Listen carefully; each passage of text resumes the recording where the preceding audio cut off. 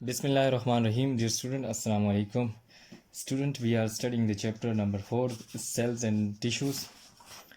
And today the topic of our lecture is cell wall. Before discussing this lecture, we should summarize our last lecture, that was subcellular particles. Student last lecture में हमने सब cellular particles के बारे में पढ़ा था, क्योंकि हमने इससे पहले सेल की डिफिनीशन की थी। Cell is the basic structural and functional unit of all living organism. उसमें हम जो देखते हैं कि पिछले चैप्टर में हमने 5 किंगडम सिस्टम पढ़ा था। उसके अंदर हमने जितने भी सेलुलर पार्टिकल्स थे उनको हमने 5 किंगडम सिस्टम में डिवाइड किया, उनको क्लासिफाई किया। लेकिन कुछ ऑर्गेनिजम्स हमारे पास ऐसे भी हैं, कुछ पार्टिकल्स ऐसे भी हैं जिनको हम सेलुलर नहीं कह सकते, या उनको हम एसेलुलर कहते हैं, या सब सेलुलर पार्टिकल्स बोलते हैं। जिस तरह देखें हमारे पास वायरस है, या इसके अलावा वायराइड्स या प्रियॉन्स हैं। ये जितने भी हैं हमारे पास, ये सब सेलुलर पार्टिकल्स में आते हैं, क्योंकि इनकी स्ट्रक्चर सेल की तरह नहीं है। उनकी जितने मतलब जो करेक्टर सारे सेल वाले हैं उनके अंदर ये सेल नहीं पाए, करेक्टर्स नहीं पाए जाते। तो उस वजह से इनको हम जो है वो लिविंग कंसिडर नहीं करते। लेकिन बाज़ औक़ात ये जो है इनके ऐसे करेक्टर हैं जिनकी वजह से इनको लिविंग कंसिडर किया जाता है। मैंने आपको बताया था आजकल जो है वो साइंटिस्ट के 2 व्यू हैं इनके बारे में, सब सेलुलर पार्टिकल्स के, कि कुछ कहते हैं कि ये लिविंग है, कुछ कहते हैं नॉन लिविंग है। जो लिविंग कहते हैं वो इन लिविंग करेक्टर्स की वजह से उनको लिविंग कहते हैं, और कुछ ऐसे वो कहते हैं कि नॉन लिविंग है और वो नॉन लिविंग करेक्टर की बेस पे। जिस तरह देखें एक क्रिस्टल लाइक स्ट्रक्चर होती है वायरस की, तो वो हमारे पास जो है वो नॉन लिविंग का करेक्टर है। तो इसको हमने देखा था, according to the principle of theory all living organism are composed of cells, कि जो लिविंग ऑर्गेनिज्म जितने भी हैं, सेल थ्योरी ये कहती है कि वो सारे के सारे सेल से कंपोज हैं। लेकिन जिस तरह वायरस है, वायरान है, या जो हमारे पास तीसरा प्रियॉन्स हैं, ये सेल पे कंपोज नहीं होते। तो फिर इसको हम किस कैटेगरी में रखेंगे और क्या कहेंगे? तो इनको हम कहते हैं सब cellular particles. But they show some characters of living organisms. ये बट है, बाय नहीं है, but they show some characters of living organism. कहते हैं कि ये कुछ करेक्टर लिविंग वाले शो करते हैं। For example they increase their number and can transmit their characters from new generation to new generation. कहते हैं कि ये क्या करते हैं, एक तो अपना नंबर इंक्रीज़ करते हैं, और नंबर इंक्रीज़ करने वाला जो करेक्टर होता है उसको हम कहते हैं रिप्रोडक्शन। कि रिप्रोडक्शन वाली प्रॉपर्टी के ज़रिए वो अपना जो नंबर इंक्रीज़ करते हैं। एक ये लिविंग ऑर्गेनिज्म का करेक्टर है कि कोई भी लिविंग ऑर्गेनिज्म है वो अपना नंबर इंक्रीज़ करता है। फिर उसके बाद लिविंग ऑर्गेनिज्म क्या करता है कि अपने वाले करेक्टर अपनी न्यू जनरेशन के अंदर ट्रांसमिट करता है। और वायरस भी इसी तरह करता है कि अपने जो करेक्टर हैं वो अगली जो न्यू जनरेशन है उसमें जो इसको ट्रांसमिट करता है। तो इन बेस पे हम उनको कहते हैं कि ये लिविंग ऑर्गेनिज्म है। तो तीसरा देखते हैं, दे आर सब सेलुलर पार्टिकल्स। ये सब cellular particles made of DNA, RNA and proteins. ये डीएनए, आरएनए और प्रोटीन से मिलकर बने होते हैं, और ये तीनों चीज़ें जो है लिविंग के अंदर पाई जाती हैं। अच्छा, फिर उसके बाद कहते हैं, ये तो सब सेलुलर पार्टिकल्स के बारे में था कि अगर आपसे कोई बंदा पूछ ले कि वायरस क्या सेलुलर पार्टिकल है हमारे पास, उनकी बॉडी जो है वो सेल पे कंपोज है, नहीं, आपने ये आंसर करना है कि अब सब जो वायरस है वो हमारे पास एक सब सेलुलर पार्टिकल्स है। वो सेल पे मुश्तमिल नहीं होती, बल्कि वो सेल से भी छोटी है, और इसके अंदर कुछ करेक्टर्स हैं जिसकी वजह से हम इनको लिविंग में कंसिडर करते हैं। जिस तरह ये रिप्रोडक्शन करता है, हेरिडिटी वाला करेक्टर है कि वो हेरिडिटी जो ट्रांसफ़र कर देता है अपने करेक्टर। फिर इसके अलावा जिस तरह लिविंग ऑर्गेनिज्म के अंदर डीएनए होता है, आरएनए होता है और प्रोटीन्स होते हैं, इसी तरह इनके अंदर भी पाए जाते हैं। तो इन करेक्टर्स की बेस पे हम वायरसेस को कंसिडर करते हैं कि दे आर लिविंग ऑर्गेनिज्म। अच्छा, फिर उसके बाद सेलुलर स्ट्रक्चर्स के बारे में मैंने बताया था आपको कि सेलुलर स्ट्रक्चर्स बेसिकली जो है वो सेल हमारे पास 2 तरह के होते हैं। एक प्रोकैरियोट सेल होता है, एक यूकैरियोट सेल होता है। प्रो मीन फॉल्स और eu mean true. False means यानी आगे उसके जो के 2 वर्ड्स पे में ना, prokaryotes, pro mean false and karyon mean nucleus. False nucleus. अब फाल्स न्यूक्लियस इसको इस वजह से कहते हैं क्योंकि इसका जो न्यूक्लियस होता है प्रोकैरियोटिक सेल का, तो उसके इर्द गिर्द जो है वो न्यूक्लियस मेम्ब्रेन नहीं होती, न्यूक्लियर मेम्ब्रेन नहीं होती। That type of cell in which nucleus है नो न्यूक्लियर मेम्ब्रेन। और दूसरा जो है हमारे पास that type of cell in which nucleus has proper nuclear membrane. इसके और डिफरेंसेस भी हैं, जब आप आगे हायर क्लासेस में या आगे नेक्स्ट जो टॉपिक आएंगे उनमें आपको डिटेल के साथ इनके बारे में पढ़ाऊंगा। लेकिन ये सिर्फ आप यहाँ तक इसको कंसिडर करें कि हमारे पास प्रोकैरियोटिक दो तरह, ये प्रोकैरियोट और यूकैरियोट दो टाइप्स हैं सेल की। एक के अंदर जो है वो न्यूक्लियर मेम्ब्रेन होती है और दूसरे के अंदर न्यूक्लियर मेम्ब्रेन नहीं होती। अच्छा, फिर उसके बाद मैंने आपको बताया था कि there are variation among cells on the basis of functions, कि सेल के अंदर वेरिएशंस हैं उसकी बेस की फंक्शन की बेस पे। एक सेल है उसका अपना फंक्शन है, दूसरे का अपना है, तीसरे का, तो इस तरह इनके अंदर कुछ वेरिएशंस पाई जाती हैं। फिर एक जनरलाइज स्ट्रक्चर के बारे में मैंने आपको एक स्केच से बताया था कि उसकी जनरलाइज स्ट्रक्चर कैसे है सेल की। तो इसके कुछ पार्ट्स हैं, जिस तरह ये सेल वाल है, फिर सेल मेम्ब्रेन है, साइटोप्लाज्म है, सेल ऑर्गेनेलीज है, गोल्जी बॉडीज है, mitochondria, plastid, centrioles, vacuole, chloroplast, ribosome, lysosomes and nucleus. तो ये सारे अब इनको हम पढ़ेंगे। तो आज का जो हमारा टॉपिक है वो ये सेल वाल है। आज का जो हमारा लेक्चर है वो इस सेल वाल पे। आज हम सेल वाल को डिटेल से स्टडी करेंगे, सेल वाल होती क्या है। यहाँ तक आप लोगों को क्लियर हो गया होगा यकीनन। अब नेक्स्ट जो है हम सेल वाल की तरफ आते हैं कि सेल वाल है क्या चीज़ हमारे पास। ये कंपोनेंट्स हैं हमारे पास, जितने भी मैंने उस दिन आपको समराइज़ करके बताए थे कि ये एक स्केच से बताया था, ये हमारे पास कंपोनेंट हैं किसी सेल के। तो अब देखते हैं, सबसे पहले सेल को देखते हैं।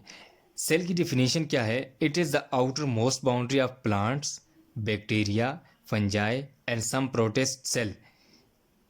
अगेन सुन ले, it is the outer most boundary of plants, bacteria, fungi and some protist cells. जितने भी हमारे पास प्लांट्स हैं, बैक्टीरिया हैं, फंजाई हैं, प्रोटिस्ट हैं, उनकी जो आउटर मोस्ट बाउंड्री जो है सेल की, उसको हम सेल वाल कहते हैं। ये किन किन के अंदर पाई जाती है? बैक्टीरिया के अंदर, प्लांट्स के अंदर, फंजाई के अंदर और प्रोटिस्ट के अंदर। इसको हम कहते हैं सेल वाल। ये आउटर मोस्ट बाउंड्री है। बाउंड्री हम किसको कहते हैं? आप लोगों के घर की बाउंड्री है, बाउंड्री का काम क्या होता है कि उससे अंदर किसी एक शेप देते हैं आपके घर की जो बाउंड्री है, तो आपके घर को शेप भी देता है, उसके अलावा जो है अंदर किसी को आने नहीं देते। उस बाउंड्री का ये मकसद होता है, यानी कि वो शेप भी प्रोवाइड करना, उसके अलावा एंट्रेंस को भी कंट्रोल करना, बाकी फैक्टर्स भी हैं। तो इसी तरह यहाँ पे जो ये बाउंड्री है सेल वाल, ये इसका ये भी काम होता है कि जिस तरह एक सेल की घर की बाउंड्री होती है, इसी तरह सेल की भी एक बाउंड्री है। और मोस्टली ये प्लांट सेल, बैक्टीरिया, फंजाई और प्रोटिस्ट सेल के अंदर पाई जाती है। फिर उसके बाद not present in animal cell, ये एनिमल सेल के अंदर प्रेजेंट नहीं होती। आप लोगों को बैक्टीरिया, फंजाई और प्रोटिस्ट के बारे में पिछला जो हमारा चैप्टर था उसके अंदर हमने डिटेल से स्टडी किया कि प्रोटिस्ट क्या होते हैं, फंजाई क्या होती है, बैक्टीरिया और प्लांट्स, ये सारे आपको डिटेल से पढ़ाए हुए हैं। अच्छा, ये एनिमल सेल के अंदर प्रेजेंट नहीं होती। जब एनिमल सेल के अंदर प्रेजेंट नहीं होती तो उसकी आउटर मोस्ट बाउंड्री कौन सी होगी? तो वो जो हमारे पास आउटर मोस्ट बाउंड्री है उसकी, वो सेल मेम्ब्रेन है, प्लाज्मा मेम्ब्रेन जिसको हम कहते हैं। यहाँ बुक में आप देखें, ये एनिमल सेल और प्लांट सेल की जो स्ट्रक्चर ड्रा की गई है, अगर इधर देखें तो ये आउटर मोस्ट बाउंड्री जो है हमारे पास सेल वाल है, और यहाँ पे देखें तो ये हमारे पास कौन सी है? Plasma membrane. आउटर मोस्ट जो सेल है इसको सेल मेम्ब्रेन या प्लाज्मा मेम्ब्रेन कहते हैं इसको। ये इसके अब इनके वन बाय वन हम आगे बाकी जो हैं बाकी पार्ट्स हैं उनको भी डिस्कस करेंगे। बहरहाल अभी हम सेल वाल को डिस्कस कर रहे हैं।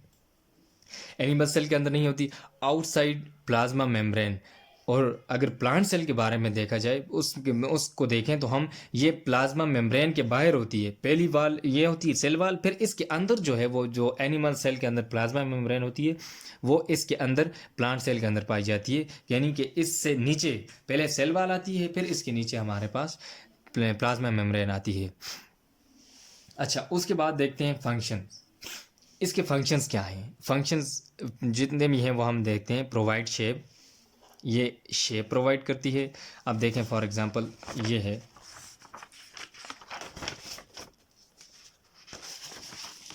एक पेज पे देखते हैं, ये फॉर एग्जांपल हमारे पास एक प्लांट सेल है,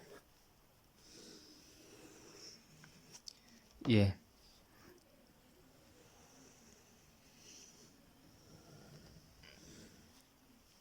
इसके अंदर ये इसका वैक्यूल होता है और यहाँ पे इसका न्यूक्लियस होता है ये।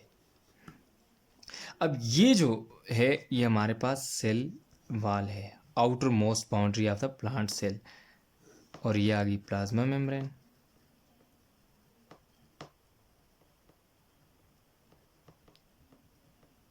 इसके बाद ये हमारे पास साइटोप्लाज्मिक रीजन आ गया, साइटोप्लाज्म, ये आ गया हमारे पास cytoplasm. 3 parts, cell wall, cell membrane या प्लाज्मा मेम्ब्रेन, फिर ये लार्ज एक वैक्यूल होता है। आप जब जाएंगे डिफरेंसेस पढ़ेंगे प्लांट और एनिमल सेल के अंदर, तो उसमें आपको पता चलेगा कि ये क्या है। सारे आगे 1 बाय 1 हम डिस्कस करेंगे। और ये हमारे पास न्यूक्लियस होता है। अब ये देखें, ये एक प्लांट सेल है हमारे पास। ये क्या करती है, cell wall outer most boundary है, वाल है, तो ये इसको एक शेप प्रोवाइड कर रही है। अगर ये ना होती तो देखें शेप इसकी उस तरह नहीं होती, लेकिन ये क्या कर रही है कि उसको खास शेप प्रोवाइड कर रही है। इसका ये फंक्शन है। फिर उसके बाद स्ट्रेंथ भी प्रोवाइड करती है, उसको मजबूती जिसको हम बोलते हैं वो भी प्रोवाइड करती है। प्रोटेक्शन, अब देखें बाहर से ये कोई पार्टिकल जा रहा है, तो अगर ये सेल वाल ना हो तो ये डायरेक्ट अंदर सेल के अंदर चला जाएगा, बल्कि ये सेल वाल क्या करती है, उसको प्रोटेक्शन करती है। बाहर से कोई भी इन्फेक्शियस पार्टिकल जाता है या और कोई, उसको ये प्रोटेक्ट उससे करती है। And support to the inner living matter protoplasm of the cell. और इसके अलावा ये जो है अंदर ये जो लिविंग मैटर है, इसको हम बोलते हैं प्लाज्मा मेम्ब्रेन से लेकर यहाँ तक न्यूक्लियस के अंदर, ये सारा जो है इसको हम सेल वाल का इनर लिविंग मैटर है हमारे पास ना, इसके अंदर सेल के अंदर, तो इसको प्रोटेक्शन प्रोवाइड करते, उसको सपोर्ट करता है अंदर, ताकि ये इससे बाहर से कोई इंजरी वगैरह या कोई और ऐसा इसको जो है इसके साथ ऐसा कोई फैक्टर ना हो सके, ताकि कोई इन्फेक्शियस पार्टिकल ना आ जाए, कोई इंजरी ना लग जाए, उससे ये इसको रोकता है। अच्छा, फिर उसके बाद thickness varies from cell to cell. इसकी जो थिकनेस होती है सेल वाल की, ये वेरी कर रही होती है, डिफरेंट होती है। आप देखें, अगर लीव का सेल है उसकी सेल वाल और होगी, अगर वो नीचे हमारे पास रूट्स का है उसकी सेल वाल की थिकनेस और होगी, स्टेम का है उसकी और होगी, क्योंकि जहाँ पे जिस सेल ने होता है वो होना होता है, वहाँ की कंडीशंस के मुताबिक फिर ये सेल वाल है, इसकी थिकनेस जो है वो वेरी कर रही होती है।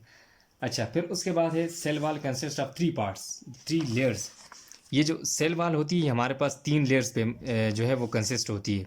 एक को हम बोलते हैं प्राइमरी वाल, दूसरी जो होती है सेकेंडरी वाल, और एक मिडल लेमेला होती है। हमारे पास 3 तरह की इसकी लेयर्स होती हैं, एक प्राइमरी वाल, सेकेंडरी वाल एंड मिडल लेमेला, 3 तरह की हमारे पास इसकी लेयर्स होती हैं। ये सेल वाल जो है ना, इसको अगर फर्दर हम देखें तो इसमें 3 लेयर्स होती हैं आगे, प्राइमरी वाल, फिर मिडल लेमेला, और फिर हमारे पास जो है वो सेकेंडरी वाल होती है। 3 तरह की लेयर्स आ जाती हैं। फिर इनकी जो आगे कंपोजिशन अगर देखें, जो प्राइमरी वाल होती है हमारे पास आउटर मोस्ट होती है ना, प्राइमरी वाल इज़ मेड ऑफ सेलुलोज। जो प्राइमरी वाल होती है वो हमारे पास जो है वो सेलुलोज से मिलकर बनी होती है। अब सेलुलोज क्या है, हमारे पास एक कार्बोहाइड्रेट है जो पॉलीसेकेराइड है हमारे पास। उसकी एक आगे क्लास से एक टाइप है जिसको पॉलीसेकेराइड कार्बोहाइड्रेट की, तो उसके अंदर इसका एक उसकी एग्जांपल है सेलुलोज। ये कार्बोहाइड्रेट हो तो उससे मिलकर बनी होती है। फिर while secondary and mid lamella is made of cellulose, lignin and other chemicals. जबकि जो सेकेंडरी या मिड लेमेला है वो सेलुलोज और लिग्निन और दूसरे केमिकल जिस तरह हेमी सेलुलोज है उनसे मिलकर ये हमारे पास बनी होती है। फिर उसके बाद सेल वाला prokaryote is made of peptidoglycan called murein. अब देखिए, सेल वाला प्रोकैरियोट्स, ये तो हमने एनी प्लांट सेल की बात की ना। जो हमारे पास प्रोकैरियोट है, प्रोकैरियोट कौन से, जिस तरह बैक्टीरिया है हमारे पास, ये इसकी सेल वाल किससे बनी होती है, ये पेप्टिडोग्लाइकेन से बनी होती है। एक म्यूरिन है हमारे पास, ये क्या है, large molecule made of amino acid and sugar. एक बड़ा मालिक्यूल होता है जो अमाइनो एसिड और साथ शुगर से मिलकर बना होता है, इसको हम पेप्टिडोग्लाइकेन कहते हैं। और म्यूरिन, अगर आपसे कोई पूछे कि प्लांट सेल और जो प्रोकैरियोटिक सेल है इनकी सेल वाल के अंदर क्या डिफरेंस है तो सेल वाल दोनों के अंदर ना, लेकिन इनके अंदर डिफरेंस क्या है, तो आपने ये बताना है कि जो प्लांट की सेल वाल है वो सेलुलोज से मिलकर बनी होती है, जबकि प्रोकैरियोट की सेल वाल जो है वो हमारे पास म्यूरिन या पेप्टिडोग्लाइकेन से मिलकर बनी होती है। फिर उसके बाद नेक्स्ट जो है और किसके अंदर पाई जाती है, हमने स्टार्ट में किस में क्या क्या कहा कि प्लांट के अंदर पाई जाती है, बैक्टीरिया के अंदर। एक और चीज़ है जिसको हम कहते हैं फंजाई, और फंजाई के अंदर भी होती है। द सेल वाला fungi is made of chiton, और फंजाई की जो सेल वाल होती है वो काइटन से मिलकर बनी होती है। काइटन भी हमारे पास क्या है, कार्बोहाइड्रेट है। ये तीनों में डिफरेंसेस अगर आपसे कोई पूछे कि प्लांट सेल में क्या, सेल वाल में क्या डिफरेंस है और प्रोकैरियोट के अंदर और फंजाई के अंदर, तो आपने ये बताना है कि फंजाई की जो सेल वाल है वो काइटिन से बनी हुई है और प्रोकैरियोट की, बैक्टीरिया की जो सेल वाल है या ब्लू ग्रीन एल्गी जो है उसकी सेल वाल जो है वो म्यूरिन या पेप्टिडोग्लाइकेन से, जबकि प्लांट सेल की जो सेल वाल होती है वो हमारे पास सेलुलोज से मिलकर बनी होती है। इसके अलावा the cell wall of protist are made of variety of chemicals. जो प्रोटिस्ट होते हैं, जो सेकंड जो हमारे पास किंगडम थी, उनकी जो वाल होती है वो वैरायटी ऑफ केमिकल से मिलकर बनी होती है। उसके अंदर वैरायटी पाई जाती है केमिकल्स के अंदर। उसमें ये नहीं है कि ये जिस तरह के हमारे पास एक ही जो केमिकल है, जो यहाँ पे जिस तरह सेलुलोज है या प्रोकैरियोट के अंदर पेप्टिडोग्लाइकेन या काइटिन, उनके अंदर वैरायटी पाई जाती है, बहुत सारे केमिकल्स होते हैं। अच्छा, फिर उसके बाद cell wall is mostly dead and allow small molecules to enter in it. जो सेल वाल होती है वो हमारे पास मोस्टली डेड होती है। डेड के ये मतलब कि इसकी जो लिविंग नहीं होती है हमारे पास, ये non living part of cell होता है। तो ये जितने भी ये परमिएबल होती है, ये अलाउ करती है कि इसमें से गुजर सकें जो पार्टिकल्स होते हैं ये इसमें से। Cell wall is mostly dead and allow small molecules to enter in it. ये कुछ स्मॉल मालिक्यूल्स होते हैं उनको एंटर करती है, अलाउ करती है कि उसमें से पास हो सके, जिस तरह प्रोटीन्स वगैरह हैं या और ऐसे जो पार्टिकल्स या जो मालिक्यूल्स जो सेल को चाहिए होते हैं, तो उनको ये अलाउ करता है कि अंदर सेल के अंदर जा सकें। फिर उसके बाद डिस्कवरी देखते हैं कि डिस्कवरी क्या है, कि किसने डिस्कवर की। Discovered by A.V. लीवनहुक इन 1674। ये एक लीवनहुक साइंटिस्ट था जिसने 1674 में इसको डिस्कवर किया था। उसका पूरा नाम आंटन वी लीवनहुक था। इसने इसको डिस्कवर किया था 1674 के अंदर, when he was observing bark of tree under microscope. ये फर्स्ट टाइम एक लीवनहुक जो था साइंटिस्ट, ये सेल को डिस्कवर, बेसिकली ये ऑब्जर्व कर रहा था जो प्लांट होते हैं इनकी बार्क जो होती है, जिसको हम छिलका बोलते हैं, इसको इसने लिया और इसने अंडर माइक्रोस्कोप इसको जब ऑब्जर्व किया तो इसको कुछ ऐसे कंपार्टमेंट्स वगैरह नज़र आए। इसने जब देखा जो ये ऑब्जर्व कर रहा था, तो इस तरह का इसको, फॉर एग्जांपल, क्योंकि माइक्रोस्कोप के अंदर देख रहे हैं तो हमें एक इस तरह सर्कल सी नज़र आती है ना, तो इसको अंदर कंपार्टमेंट्स ऐसे नज़र आए, ये ये ये तो इसने देखा ये बार्क के सेल थे हमारे पास ना, तो इसको सिर्फ ये इस तरह आउटर मोस्ट जो है वो बाउंड्री नज़र आई, तो इसको इसने ये जो थी सेल वाल इसको बेसिकली नज़र आई थी, कि बाकी तो ऐसे कुछ नज़र नहीं आई, क्योंकि सिर्फ सेल वाल एक स्ट्रक्चर नज़र आई थी। तो ये जो थी हमारे पास सेल वाल थी, ये वाली, ये एक सेल है, ये इसको इसने कंपार्टमेंट का नाम दिया था स्टार्ट में, कंपार्टमेंट, क्योंकि छोटे हाँ जो रूम होते हैं उसको हम कंपार्टमेंट बोलते हैं ना, तो इसी तरह इसको, तो इसने, या फिर वो हनी कॉम जो छेद की मक्खियाँ होती हैं उनका जो छत्ता होता है, उस तरह इसको नज़र आया कि इसके अंदर जो है वो कंपार्टमेंट्स बने हुए हैं, जो बार्क थी, बार्क ऑफ ट्री थी उसके अंदर। तो इसने इस तरह देखा कि इसके अंदर कुछ कंपार्टमेंट्स हैं, तो इसने इस तरह फर्स्ट टाइम ये डिस्कवर किया था, जो सेल वाल को डिस्कवर किया था 1674 के अंदर, इस माइक्रोस्कोप के अंदर ये बार्क ऑफ ट्री को जो है वो ऑब्ज़र्व कर रहा था। Student, this was all about today lecture. आज का ये लेसन हमारा था सेल वाल का। इसको एक बार फिर समराइज़ कर लेते हैं। आज के जो हमारा लेक्चर है, कंपोनेंट ऑफ सेल आज हमने पढ़े। पहला जो उनमें आता है सेल वाल, ये जो है it is student we have studied that cell wall is the outer most boundary of plant cell, bacterial cell, fungi cell and protist cells. It means it is the outermost boundary of all these cells, and it is not present in animal cell, it is absent in animal cell. Outside plasma membrane, it present outside plasma membrane in plant cell. Now come towards the function of the cell wall. It provides shape to the cell, strength, protection and support to the inner living matter, protoplasm of the cell. After this thickness, I told you that thickness varies from cell to cell. Cell wall consists of three layers. One is primary wall, secondary wall and middle lamella. And primary wall is made of cellulose, while secondary and middle lamella is made of cellulose, lignin, and other chemicals. Cell wall of prokaryotes is made of peptidoglycan, murein. Murein is a large molecule made of amino acid and sugar. Cell wall of fungi is made of chitin, while the cell wall of protists are made of variety of chemicals, and cell wall is mostly dead in all the plant cells and allows some molecules to enter in it. The cell wall is discovered by a scientist named A.V. Leeuwenhoek in 74 when he was observing a bark of tree under microscope.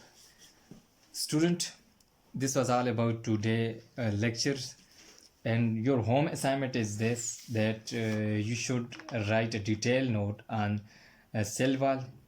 First you should write the definition of cell wall, and then where it lies, where location of cell wall, and then functions, and then explanation, and then in last you should write about cell wall, that in which cell this cell wall is present. Hope you will find it very well. Allah Hafiz. Shukriya.